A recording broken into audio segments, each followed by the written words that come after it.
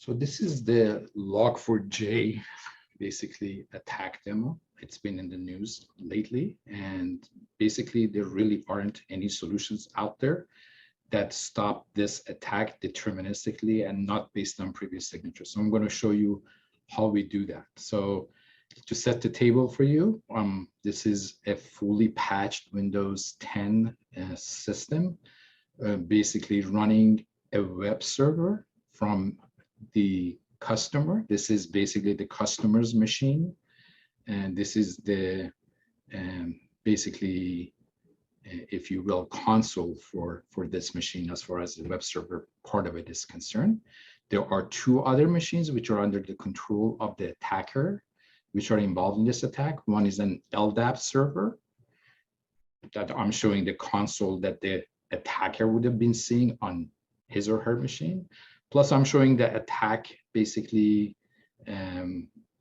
if you will, session UI console for, again, the attacker that they would have seen on their machine as well. So the goal of the attack is for the attacker to launch something from their machine, from under their control, that's going to cause their LDAP server to be contacted by the customer's web server, bring in code inside of the web server, and execute that code. And as part of logging that is done by Log4J, that code, the remote code from this machine, would be brought into this machine that I'm showing you, the customer's web server, and it would launch any kind of potential attack that they wanted to run, any code that the attacker runs on the customer's web server or any other machine. But in this case, let's just say it is a web server.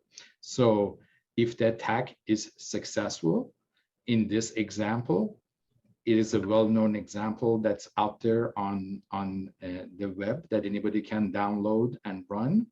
It would display a calculator on this web server from the customer, which is equivalent of running any code that the attacker wanted to. So if you see that as a result of me starting something on this machine, then basically it is successful. Otherwise, it would have been prevented. So let's go ahead very quickly in this thing.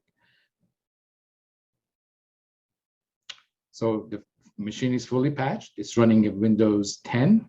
It is running Windows Security. Again, completely up to date. It's also running OnSystem Defender. So these are the three consoles that I mentioned to you. Now the attack is going to be launched from this console, the attacker's console. And because OnSystem Defender is on, it should be stopped by OnSystem Defender. And you can see that attacker tried to run their code and we stopped it. So let's turn off OnSystem Defender and do the exact same thing.